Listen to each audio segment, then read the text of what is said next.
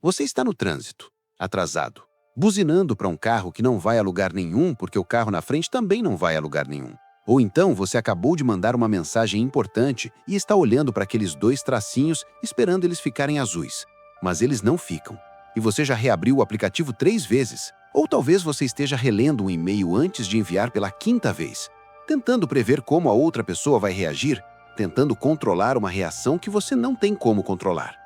Reconhece alguma dessas cenas? A maioria das filosofias de vida e quase toda a indústria de autoajuda vai te dizer que o problema nesses momentos é falta de controle, que você precisa de mais disciplina, mais estratégia, mais força de vontade para dominar as situações ao redor.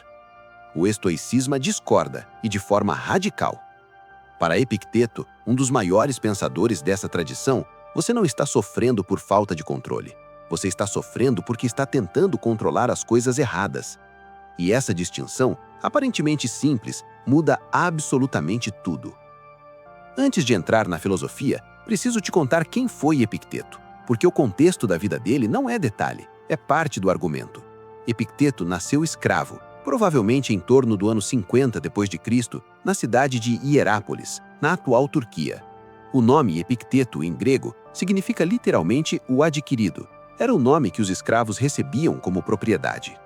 Em algum momento, ele foi levado a Roma, onde se tornou escravo de um homem chamado Epafrodito, que por sua vez era liberto do imperador Nero. Epicteto passou anos sob o domínio direto de outra pessoa. Não tinha controle sobre onde morava, o que fazia, com quem convivia. E foi exatamente nesse contexto que ele desenvolveu uma das filosofias de liberdade mais radicais que o mundo já viu. Isso não é coincidência, é o ponto central. Agora pensa comigo. Se você tivesse que criar uma filosofia sobre liberdade, sendo escravo, como essa filosofia precisaria ser construída? Ela não poderia depender de liberdade externa. Ela teria que encontrar liberdade num lugar que nenhum senhor pudesse tocar. É exatamente isso que Epicteto fez.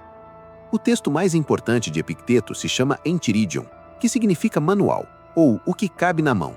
É um compêndio de ensinamentos organizado por um de seus alunos, Arriano, que ficava anotando as aulas do mestre. O texto abre com uma das frases mais densas da história da filosofia. Vale ler com calma. Algumas coisas estão em nosso poder, outras não. Em nosso poder estão a opinião, o impulso, o desejo, a aversão, em suma, tudo aquilo que é obra nossa. Não estão em nosso poder o corpo, a reputação, os cargos, a riqueza, em suma, tudo aquilo que não é obra nossa. Epicteto está fazendo uma divisão cirúrgica. De um lado, tudo que é genuinamente seu, seus julgamentos, seus impulsos, seus desejos, suas recusas. Do outro, tudo mais, corpo, reputação, dinheiro, o que as pessoas pensam de você, os resultados das suas ações no mundo. Agora, antes de você pensar, isso é resignação, isso é desistir, para.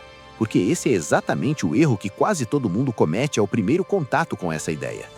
Epicteto não está dizendo que o corpo não importa, não está dizendo que reputação é irrelevante ou que você não deve tentar ter sucesso. Ele está dizendo algo muito mais preciso, que essas coisas não estão inteiramente sob seu controle, e que tratá-las como se estivessem é a raiz do sofrimento desnecessário. Pensa na diferença. Você pode fazer tudo certo na academia e ainda assim adoecer. Você pode dar o melhor de si numa apresentação e ainda assim não conseguir o projeto. Você pode ser completamente honesto com alguém e essa pessoa ainda assim te trair. O resultado final nunca foi seu. O que é seu é o que você fez, como você se preparou, com que intenção você agiu. Essa é a distinção, e ela tem nome. Os estoicos chamam de diáresis, a separação. Mas aqui surge minha objeção real, que vale enfrentar diretamente. Tudo bem, Epicteto, mas eu claramente influencio as coisas ao meu redor. Meu comportamento afeta o resultado. Então, como você pode dizer que não está no meu poder? Essa é uma objeção inteligente, e a resposta estoica é igualmente inteligente. Existe uma diferença enorme entre influenciar e controlar, e nós vivemos como se fossem a mesma coisa. Há uma analogia que os estoicos usavam, que aparece em formas diferentes nos textos, é a do arqueiro. O arqueiro treina há anos, aprende a postura certa, a respiração certa, como segurar o arco, como soltar a flecha no momento exato. No instante do disparo, ele fez tudo o que estava em seu poder.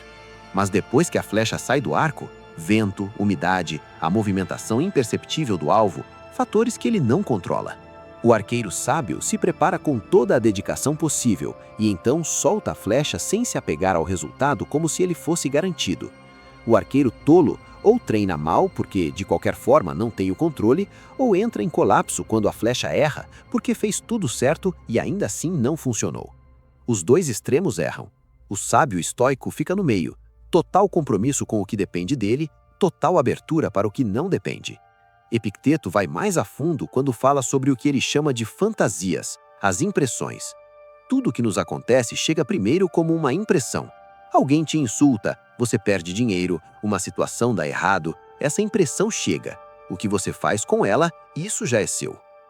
Os homens não são perturbados pelas coisas, mas pelas opiniões que têm sobre as coisas. Essa frase, escrita no século I, foi a base de boa parte da terapia cognitivo-comportamental desenvolvida no século XX. Albert Ellis, um dos criadores dessa abordagem terapêutica, citava Epicteto diretamente como influência. O insight é o mesmo. O problema raramente é o evento em si, é a interpretação automática que fazemos dele. Isso não quer dizer que eventos ruins sejam ruins. Quer dizer que a nossa resposta a eles, o peso que damos, o significado que atribuímos, ainda é nosso. Aqui chegamos ao paradoxo mais bonito de toda essa filosofia. Quanto mais você tenta controlar o que não depende de você, menos controle você tem sobre o que realmente depende. Porque enquanto sua atenção está no resultado, na aprovação, no sucesso, na reação do outro, ela não está no único lugar onde pode fazer alguma diferença, nas suas próprias escolhas, agora.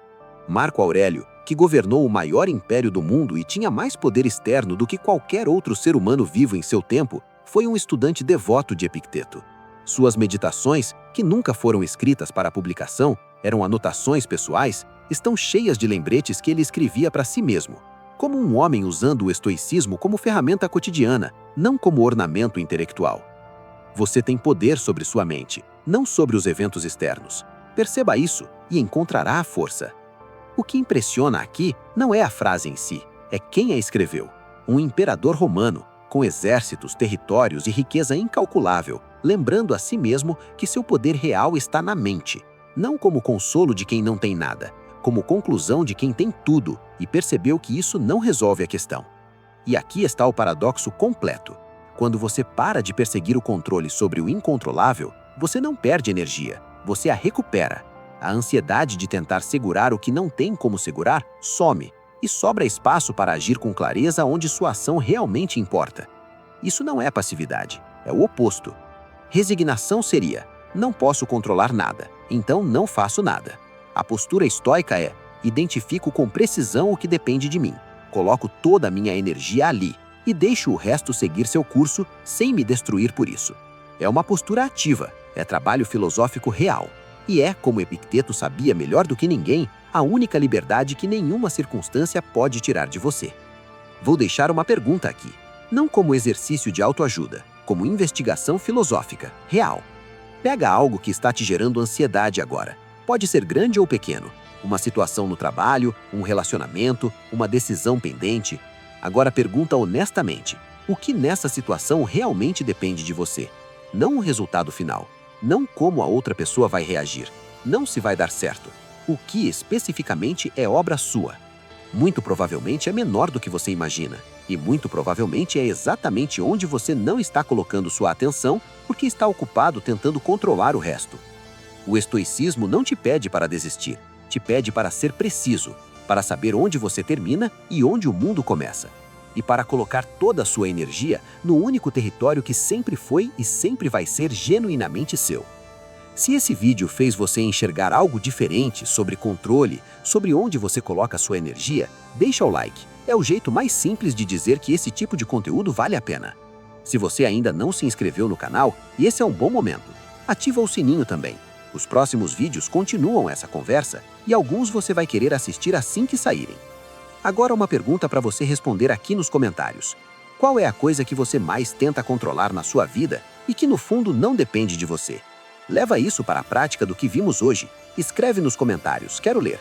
E se tiver alguém na sua vida que vive sofrendo por tentar segurar o incontrolável, manda esse vídeo para essa pessoa.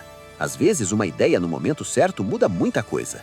Epicteto termina o primeiro parágrafo do Enchiridion com uma frase que vale carregar.